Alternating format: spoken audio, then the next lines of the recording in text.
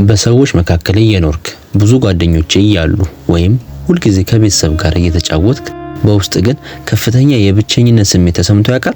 ማንም አያየኝም፣ ማንም አይረዳኝም የሚል ከባድ የባዶነት ስሜት በውስጥ ተመላልሶ ያውቃል?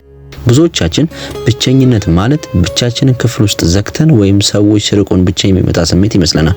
ነገር ግን እውነታው ከዚህ ይለያል። አብዛኛውን ጊዜ ከባድ የብቸኝነት ስሜት የሚሰማን በሰዎች የተከበበን ቦታ ላይ ነው።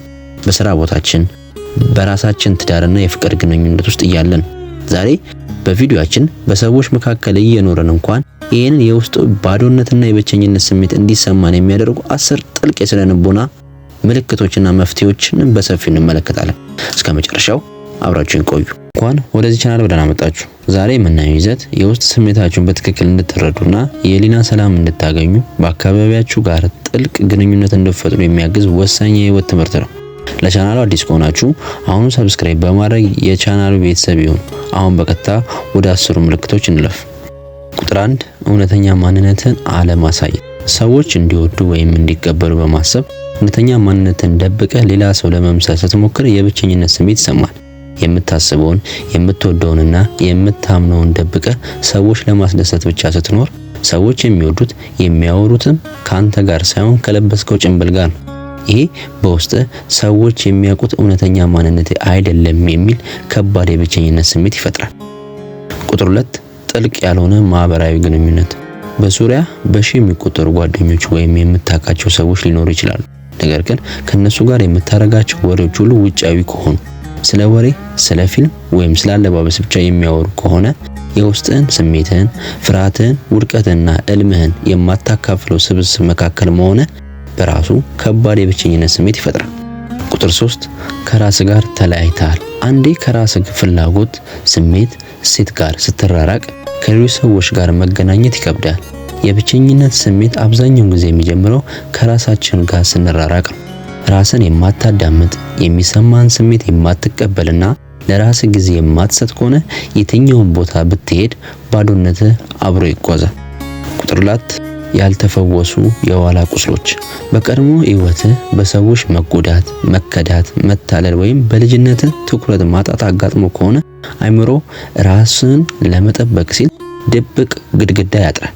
ይሄ ግድግዳ ሰዎች ወደ አንተ እንዳይቀርቡና አንተ ለሰዎች ልብን እንዳትከፍት ያደርጋል።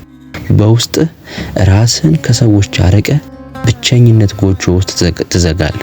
ቁጥር 5 ማህበራዊ ሚዲያ በብዛት መጠቀም። በማህበራዊ ሚዲያ የሌሎችን ሰዎች ፍጹም የሚመስል ህይወት፣ ደስታ፣ ስኬት ማየትና ከራስ ህይወት ጋር ማወዳደር የባዶነት ስሜት ይፈጥራል።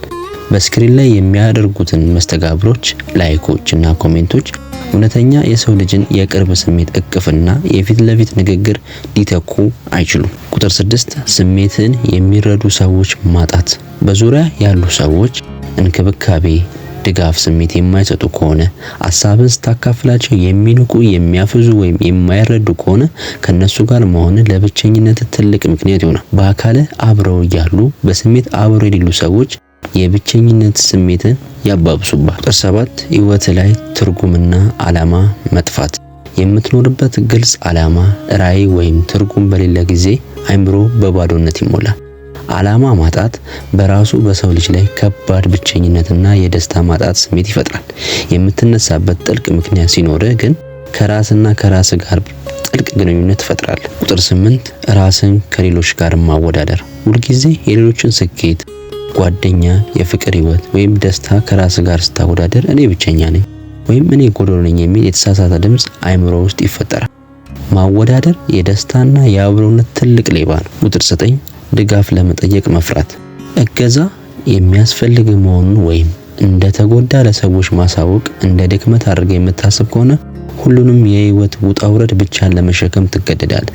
ጠንካራ መሆን አለብኝ በሚል እሳቤ ውስጥ መሸሸግና ራስን ከሰዎች ድጋፍና ፍቅር እንድታርቅ ያደርጋል። ቁጥር 10 ራስን አለመቀበልና አለመውደድ። ከሁሉም በላይ ደግሞ ራስን የማትወድ የማትቀበልና በራስ ኩራት የማይሰማ ከሆነ የትም ቦታ ብትሄድና ከማንም ጋር ብትሆን የሰላምና የደስታ ስሜት አይኖርም።